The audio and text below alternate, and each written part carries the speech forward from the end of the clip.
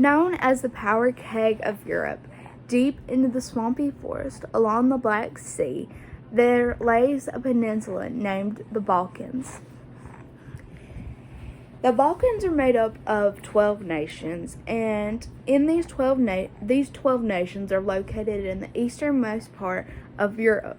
Now, there's not a universal thing that actually states who is the owner of this place. Nobody really says, hey, I'm the one who owns it. It's just everybody's just kind of at peace with it. Nobody really argues over who really owns it. So nobody's really entirely worried about it. Now, many people wonder why would I even want to know about the Balkans. I personally think that you need to know about the Balkans because not only is it a gorgeous place to know about, but it has a lot of historical value to it that many do not know about.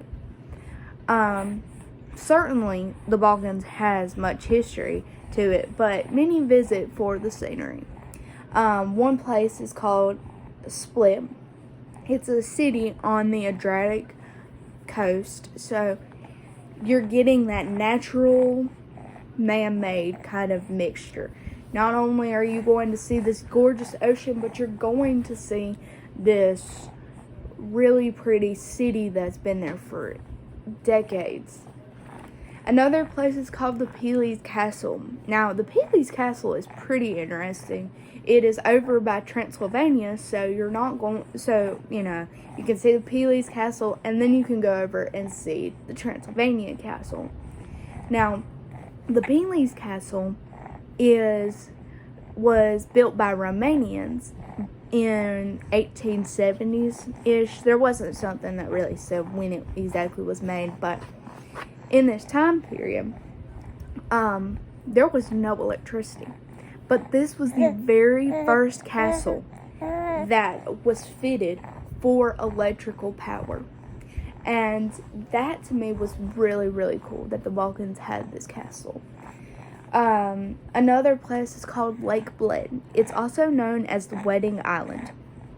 Now, in this Wedding Island, there is a story that many people say that if you go, once the groom kisses the bride, he has to take his wife up the stairs. Him and the bride ring the bell, and once they ring the bell, they will sit there and make a wish. And that is supposed to give them good years of marriage. It didn't exactly say how many good years of marriage, but it did give good years of marriage.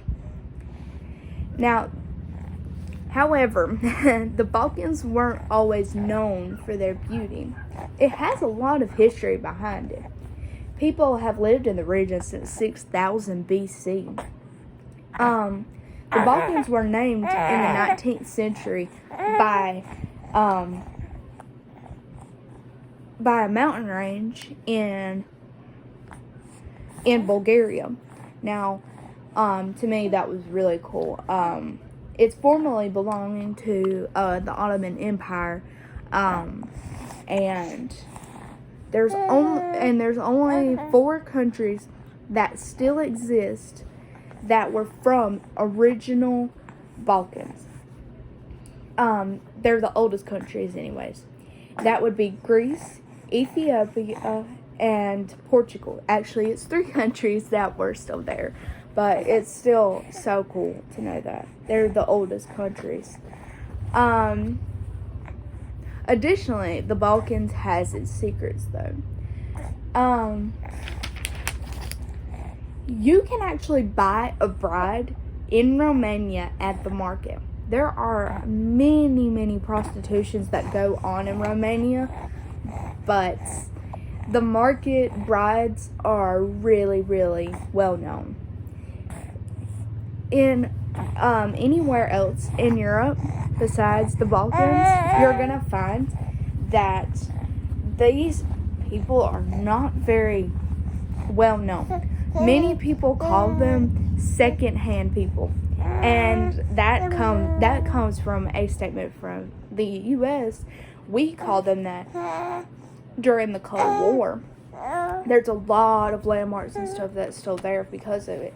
And many people live there today that follow pagan traditions, so it's very kind of witchy there. Therefore, this makes the Bulgarians more than just scenery. But overall, there are just some things about the Balkans that's just very strange. I gotta give it to them though, for its cultural division. I mean, there is so much division there. And the Balkans have stayed around. Like, that's a long time to be around. I'd say that Europe has been blessed to call these mystifying countries their own.